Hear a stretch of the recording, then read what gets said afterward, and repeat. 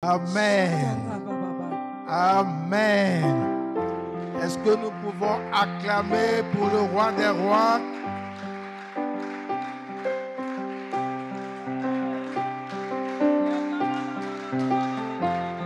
Merci Jésus. Merci Jésus.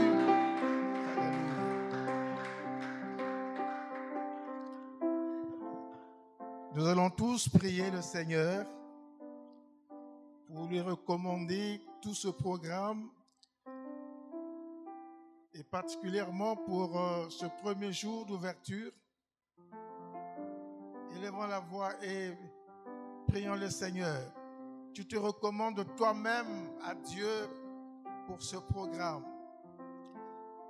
Éternel notre Père, nous voulons te rendre grâce, te dire grand merci, toi le maître de temps et des circonstances, toi, ô Dieu, qui fait chaque chose bonne en son temps.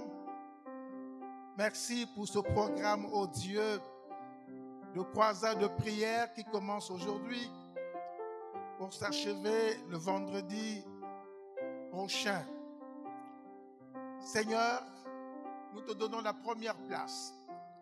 Nous prions que par le Saint-Esprit, ce programme soit conduit éternellement Dieu dans les moments d'exhortation, dans les moments de prière. Seigneur notre Père, nous nous recommandons à toi parce que c'est toi, ô Dieu, qui nous a donné la vie et qui veut que nous soyons toujours forts. Et nous serons forts, Seigneur, au moyen de la prière, au moyen de ta parole, au moyen du Saint-Esprit, parce que soutenu et conduit par lui. C'est pourquoi, ô Dieu, nous nous recommandons à toi pour tout ce programme. Seigneur, aujourd'hui, c'est le premier jour. C'est le jour où nous devons nous préparer éternellement, Père, pour vivre ces moments. Car le Seigneur nous enseigne que celui qui veut aller au combat doit se préparer. Seigneur, merci pour ce premier jour. Que ce jour soit béni de toi, ô Dieu. Que le Saint-Esprit, ô Dieu, fasse le premier pas et commence toutes choses avec nous. Nous bénissons ta sainte présence, ô Dieu, au nom de Jésus. Amen. Amen.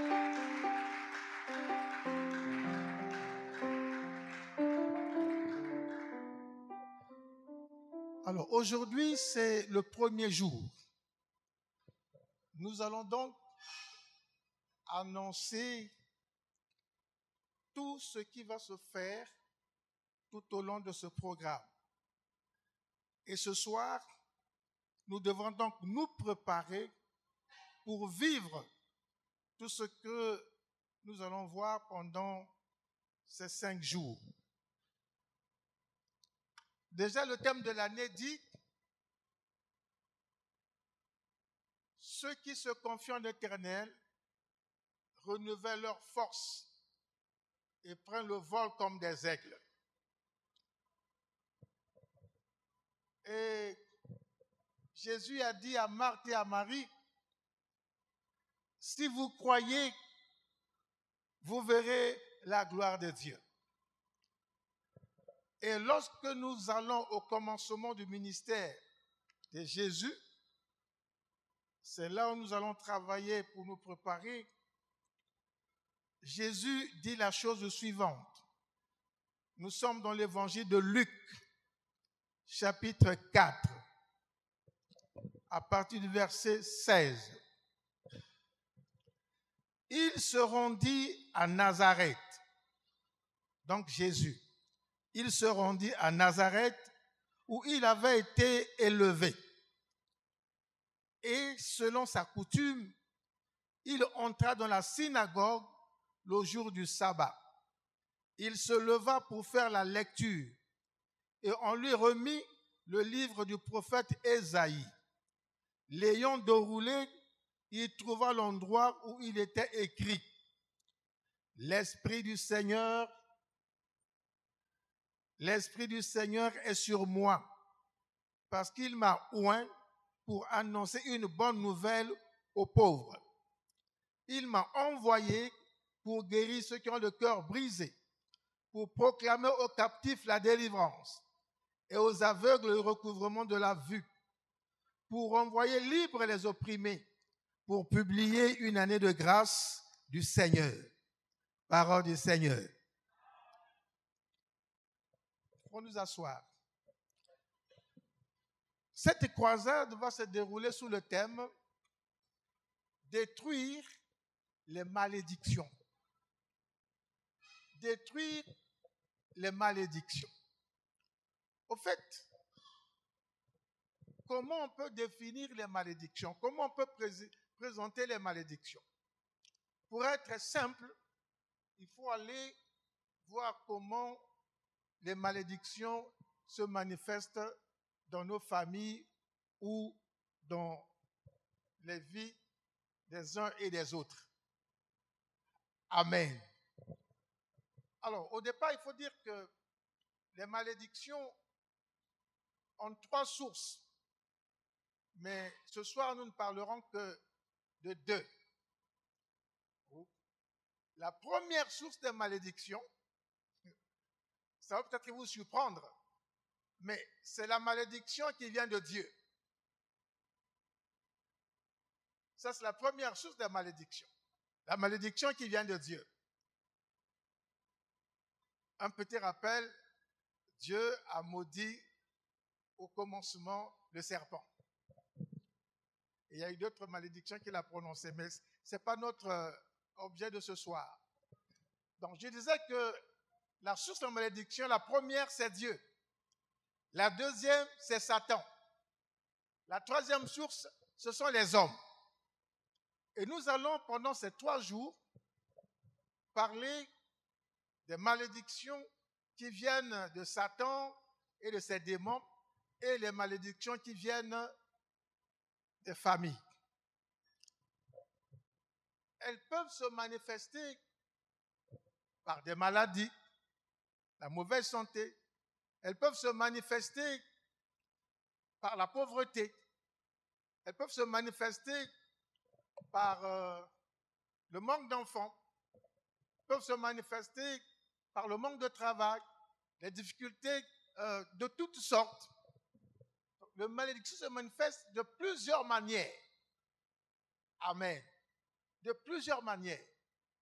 Et si nous voulons parler de la destruction des malédictions, puisque nous parlons des malédictions des démons et des hommes, nous devons aller toujours regarder toute chose à son origine, à ses racines.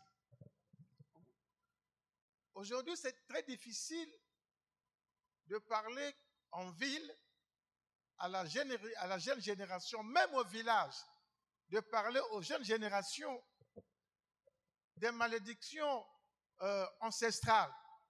Parce qu'aujourd'hui, bon, les gens sont évolués, la sorcellerie, bon, on croit, on ne croit pas, les fétiches, on croit, on ne croit pas, la malédiction qui vient des grands-pères, on croit, on ne croit pas.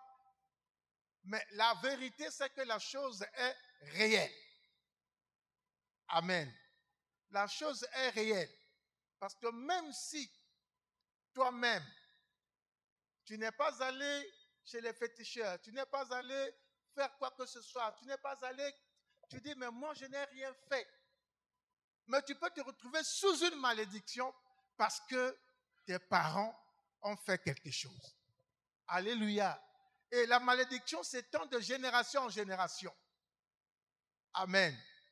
Tout à l'heure, lorsqu'on va prier, vous allez comprendre certaines choses. Dans la Bible, nous voyons l'histoire de David. David, l'homme selon le cœur de Dieu, mais qui était habité par une malédiction. Pourquoi? Parce que ses arrière-parents, pas son père, ni son grand-père, mes arrière-parents ont fait des choses terribles. Et la malédiction est venue sur eux. Et cette malédiction a couru de génération en génération. Et c'est pourquoi nous voyons que David, un homme selon le cœur de Dieu, mais adultère, criminel et parfois méchant. Alléluia. Parce que, qu'est-ce qui se passe? David, euh, euh, euh, il a hérité de cette malédiction depuis ses arrière-grands-parents jusqu'à lui-même. Et quand il tue la femme d'Uri, il prend cette femme-là et il met au monde un enfant, Salomon, un enfant adultéré. Mais il commet un crime, il tue quelqu'un, il prend la femme de ce quelqu'un et il met au monde un enfant avec. Bon. Et Dieu pour le sanctionner, voyez-vous, Dieu pour le sanctionner, parce que la Bible dit que tout ce que nous faisons sur la terre, on doit le payer ici avant d'aller là-bas. Amen. Pour sanctionner David, cette malédiction de l'impudicité a rongé la famille de David. Amen. Ça s'est passé dans sa propre famille. Vous connaissez l'histoire de Tamar. Donc, un frère va commettre l'inceste avec sa sœur. Et il va monter tout un scénario. Il dit, je suis malade. Allez dire à ma sœur de me préparer ce que je veux manger, qu'il vienne me donner à manger. Quand la sœur prépare à manger, il va dans la chambre de son frère pour donner à manger. Alors, lui qui avait menti qu'il était malade, il n'est plus malade. Son plan a marché. Sa sœur est venue dans sa chambre et il prend sa sœur et il commet l'inceste avec sa sœur. Et pour punir David encore, Dieu a envoyé le fils de David, Absalom, qui est allé sortir avec, la Bible l'appelle concubine, avec la femme non officielle de son père. Dieu dit à David, ce que tu avais fait en cachette, moi je vais te le faire en public. Alléluia. Amen. Il y a des malédictions comme ça. Mais comme David, l'homme selon le corps de Dieu, Dieu voulait nettoyer David. Il voulait que David paye tout ça, peut-être pour effacer, pour le pardonner. Mais en plus de ça, il y a d'autres choses que nous vivons qui sont le résultat de ce que nos parents ont fait. Donc ce soir, nous allons nous préparer pour entrer justement dans cette croisade de prière, dans ces combats pour détruire les malédictions. Nous devons nous préparer. Pour se préparer, il faut se débarrasser de tout ce qui peut nous empêcher d'être victorieux. Parce que la Bible dit qu'en Christ, nous sommes victorieux. Au fait, on n'est pas gratuitement victorieux. On n'est pas d'office victorieux. C'est-à-dire que la victoire est là, mais il faut aller chercher cette victoire. Amen. La victoire est là, mais il faut aller la chercher. Il faut aller la chercher. Mais en allant chercher la victoire, il peut y avoir un lien, il peut y avoir une corde. Pendant que tu vas pour chercher la victoire, la corde te retire. Amen. C'est ça qu'il faut couper. C'est comme le cabri ou l'ânesse que Joseph a fait prendre. Mais il était attaché là. Il ne pouvait pas aller quelque part. Il ne faisait que tourner là. Mais il a fallu que Jésus vienne pour le sortir de là. En ce moment, il pouvait aller gombader, courir, faire tout ce qu'il pouvait faire. Amen. Amen. Aujourd'hui, nous avons des gens dans des familles, ils sont allés chercher, des bénédictions chez le diable. Le diable donne. Mais comme la Bible, comme on dit, le diable donne de la main droite, il prend la main gauche. S'il donne de la main gauche, il reprend par la main droite. Les gens sont allés chercher des biens, disons-le, ou des enfants, ou du travail. Ils ont amené. Mais quand l'enfant là arrive, l'enfant devient, c'est-à-dire une pierre d'achoppement dans la famille. Quand il était bébé, on dit, ah oui, on a eu un joli bébé, tout ça. Mais quand il a grandi, il a commencé à travailler, à faire des choses. Mais il devient vraiment celui qui met toute la famille en difficulté. Parce que vous êtes allé le chercher auprès d'un démon. Amen. Amen. On nous a raconté l'histoire de la sirène qui sévit à Pointe-Noire ici. Qui connaît son nom? La sirène de Pointe-Noire, qui connaît son nom? Hein? Tikamoussi. J'étais avec des pasteurs, Vili, avec le chauffeur de Joseph, qui doit être peut-être Vili, je ne sais pas, parce qu'il connaît bien l'histoire. Ses parents, sa maman l'a mis au monde. C'était un enfant bizarre. Une fille bizarre. Alors les parents, la maman fatiguée, révérend, c'est par ici.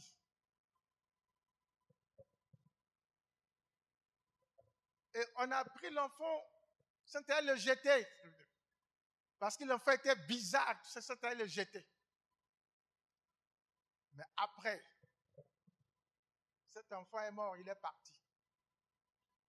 Mais d'après eux, c'est cet enfant qui est devenu cette sirène Tikambissile, qui est en train de se venger de tout ce que les parents, enfin ses deux parents et les parents autour et les gens autour l'ont traité. Comment ils l'ont traité? Et les gens disent que heureusement, comme on dit que le diable se fait la guerre, quand Zéphirin est arrivé de l'Inde, le grand magicien venu avec la magie de l'Inde, qu'il a présenté ici comme étant une religion. Mais c'est lui, et lui quand il arrive, il y avait tellement de sorcellerie ici. Enfin, ceux qui sont d'ici, ceux qui ont l'histoire savent. Il a fait un grand travail, c'est-à-dire que le magicien qui lutte contre le sorcier. Et pourtant, ils sont de la même famille.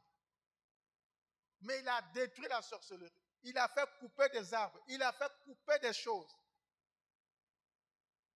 pour libérer la vie de certaines situations. Mais il y en a qui sont quand même restés. Donc, c'est pour dire qu'on peut aller chercher une situation qu'on a mise dans la famille et qui va gérer la famille, qui va nuire à la famille de génération en génération. Amen. Amen. Donc, ce soir, ce que nous allons faire, c'est, même si tu es enfant, même si tu n'as pas connu tes arrière-grands-parents, mais il y a des choses qu'ils ont fait qui continuent d'agir jusqu'à aujourd'hui, qui vont agir dans ta vie et même dans la vie de tes petits-enfants. Amen. Et nous devons monter et prendre l'envol comme des aigles. Mais tu ne peux pas monter s'il y a des choses qui te retiennent. Amen. Tu ne peux pas aller prendre la victoire de Jésus s'il y a des choses qui te retiennent. C'est pourquoi Jésus me l'a dit. Il dit, mon Père m'a envoyé pour annoncer une bonne nouvelle aux pauvres. C'est-à-dire que je viens, je suis venu pour vous libérer. C'est ça la bonne nouvelle. Ensuite, il dit, il m'a envoyé pour guérir ceux qui ont le cœur brisé. Il y en a qui ont le cœur brisé. Il dit pour proclamer aux captifs la délivrance Donc il y a des gens qui sont captifs, même jusqu'à aujourd'hui. Jésus est parti, mais il a laissé le pouvoir à l'Église. Il dit, il m'a envoyé pour que les aveugles recouvrent la vue. Et il y a des aveugles, que ce soit physique, spirituel, ils sont là. Il dit pour envoyer libre les opprimés. Il y en a qui sont opprimés, il y en a qui sont dans la servitude. Donc ce sont des choses qui existent.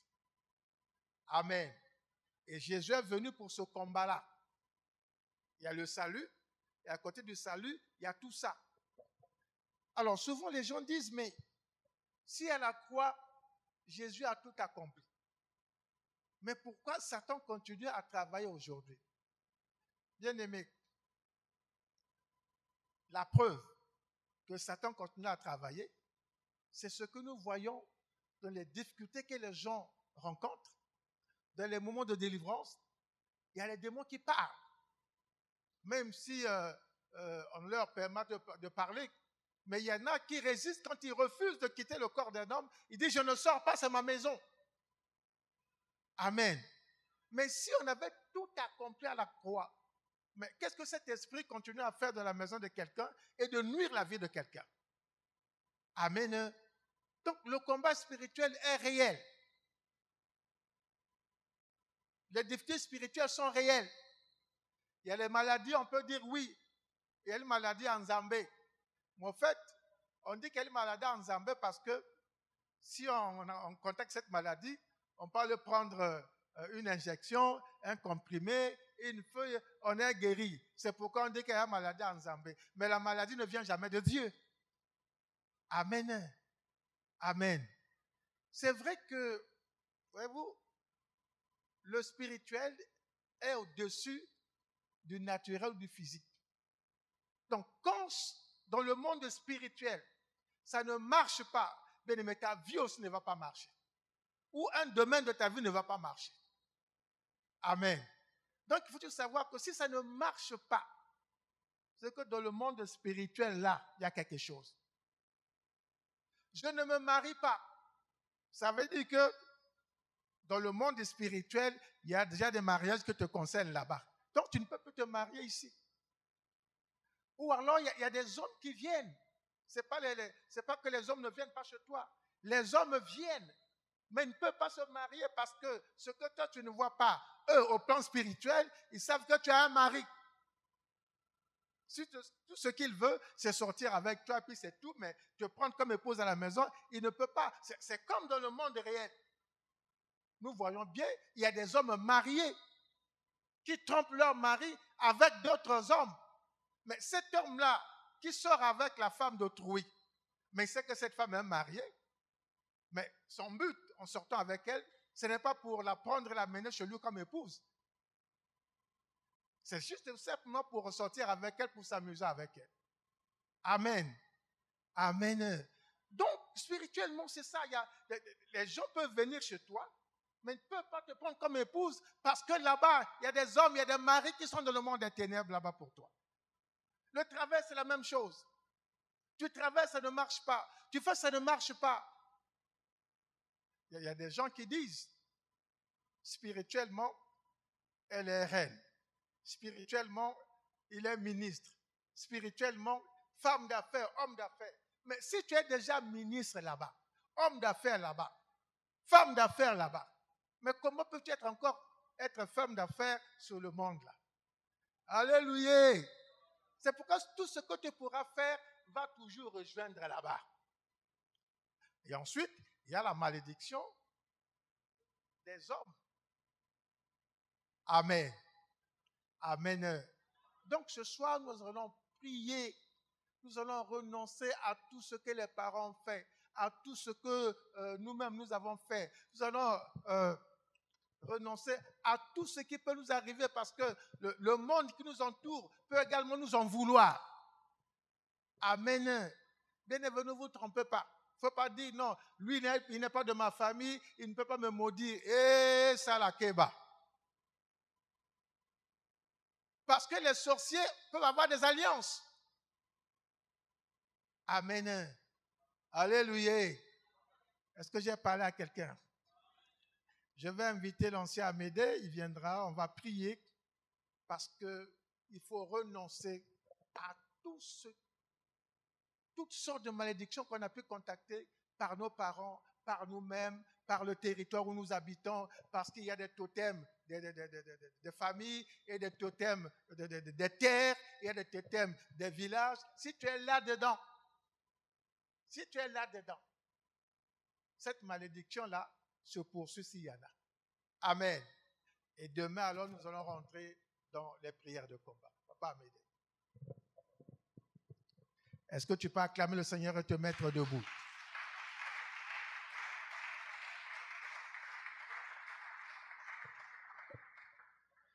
Gloire à Dieu.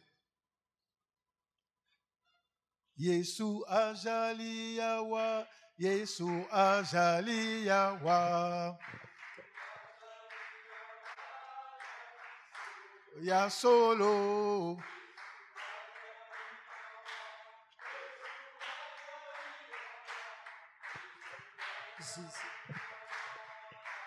Ezali ya solo. Alléluia, Alléluia, Alléluia. Alléluia, na Yesu. Yesu elonga nanga. Alléluia, Alléluia, Alléluia. Alléluia, na Yesu. Gloire à Dieu. Nous allons bénir notre Dieu pour cette parole que nous venons d'entendre ce soir. Élevons nos voix, disons merci à ce Dieu qui est bon et merveilleux. Ton Père, que ton nom soit béni, que ton nom soit loué, que ton nom soit magnifié, ton Père. Merci Seigneur pour cette révélation, ô Dieu, que tu viens de nous apporter, éternellement Père. En ce qui concerne la malédiction, éternellement Dieu. Seigneur, béni sois-tu, toi qui es bon et merveilleux, Papa. Que l'honneur soit rendu à toi seul. Que la louange, éternellement Dieu, te soit accordée, Père, par le nom de Jésus-Christ de Nazareth, ô Dieu.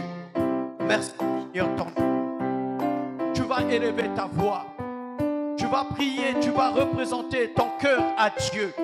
Et afin que ce soir, bien-aimé dans le Seigneur, que tu puisses prier avec ton cœur ce soir.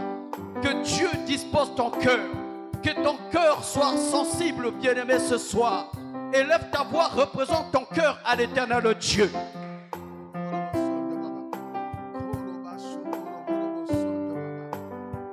Merci Seigneur Dieu. Tel que tu as dit dans ta parole, que si nous prions avec notre cœur, tout ce que nous te demanderons, Seigneur, tu le feras. Mais ce soir, mon Père, nous te représentons nos cœurs à toi seul. Nous prions éternellement Dieu que le cœur soit disposé ce soir. Que lui qui peut enlever ces mauvais sorts. Il y a deux types de malédictions auxquelles, bien-aimés, au travers de la prière, nous pouvons avoir la victoire. Quand le diable s'élève, le diable te maudit. Quand tes parents peuvent proclamer des mauvais sorts dans ta vie, bien-aimé, ce n'est qu'au travers de la prière avoir la victoire, que tu peux sortir de cette malédiction. Voilà pourquoi ce soir, tu vas élever ta voix. Tu connais la famille. Tu connais, tu ne marches pas au sein de ta famille.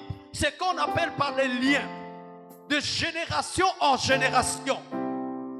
Il y a une maladie qui est là, de génération en génération. Les enfants bien-aimés peuvent avoir la capacité de faire des enfants, mais ils n'ont pas la grâce de se marier. Ils peuvent travailler, mais ils n'ont pas la grâce de bâtir de maisons, alors qu'ils ont de beaux salaires. Parce qu'il y avait une mauvaise sort qui était prononcée au sein de cette famille, que vous pouvez travailler, mais vous ne pouvez pas vous jouir de revenus mensuels. Vous ne pouvez jamais bâtir de maisons. Élève ta voix, tu vas prier, tu vas briser au nom de Jésus, détruire tout ce lien de malédiction, tout ce qui est des liens bien-aimés dans le Seigneur, qui te retient de s'épanouir. Tu vas détruire cela au nom de Jésus-Christ de Nazareth. Élève, prie. Dans nos pères, toi, en vertu du pouvoir que tu nous as donné, de marcher sous les scorpions et le serpent, Papa.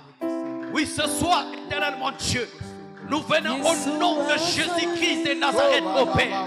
Briser éternellement Dieu tout ce ce que les liens de malédiction, nous coupons cela au nom de Jésus-Christ de Nazareth. Tout ce qui est les liens d'envoûtement, nous détruisons cela au nom de Jésus-Christ de Nazareth. Nous brisons éternellement Dieu. Tout ce qui est les liens de pauvreté soit détruit au nom de Jésus-Christ de Nazareth. Mon Dieu, mon roi, nous brisons éternellement, Père, tout ce qui est les liens du célibat. Au nom de Jésus-Christ de Nazareth, nous toutes sortes de forteresses démoniaques. Au nom de Jésus-Christ de Nazareth, papa, nous coupons les liens au monde. Tu vas élever ta voix. Tu n'es pas n'importe qui. Dieu a dit dans le livre bien-aimé de Jérémie, avant que tu sois né, je t'avais déjà établi. Tu es établi par Dieu. Mais les liens, les malédictions t'empêchent de rentrer dans ta destinée. Tu vas élever ta voix.